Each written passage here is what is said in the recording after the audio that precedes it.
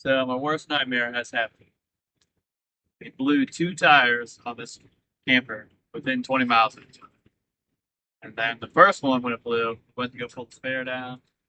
Turns out they gave us the wrong spare for this camper. These axles are 8 lug. They gave us a 6 lug rim. So we had to find a place, get the tires switched over, and it's like 6 o'clock at night in the most rural area possible.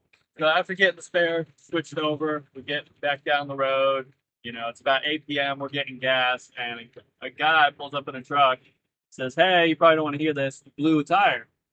And so that turned into a whole thing. And we talked to him for a couple minutes. He's like, I know a guy.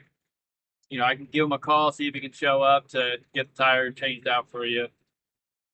So I'm getting some gas in about a small town of 300 people at 8 p.m. Saturday night. Nothing's open. The gas station's barely open. And this guy pulls up, says he blew a tire. Luckily, he knows somebody, so he gave him a call. He swung by, said he could hook us up. Luckily, he found the one rim he had to fit the camper, so we had all four tires.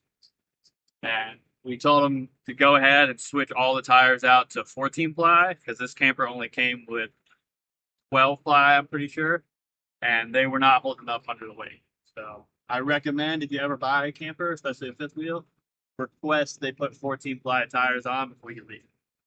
Because if not, this camper, I think we've only driven it 2,000 miles down the road, and we had two tires blow out and then one almost blow out after the second.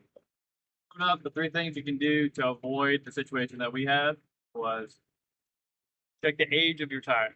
There's a 4-digit number that tells you the week and the year that your tires were made. You can also make sure your tires aren't underrated. So if you have a really heavy fifth wheel, like this one, I think is roughly 15,000 pounds, request 14 ply tires before you can take it off the lot. So the next thing you can do is make sure your spare is compatible, because I guess some dealers will just steal the spare and give you one that's not even going to work, and then now I'm freaking out paddle. I'm gonna make a follow-up video, get around to it. I'm gonna get some sensors to monitor the tire pressure. That way, if one were to blow out again, I could catch it really, really quick before the tire gets shredded and damages the side of the camper and all that good stuff. So, thank you guys for watching.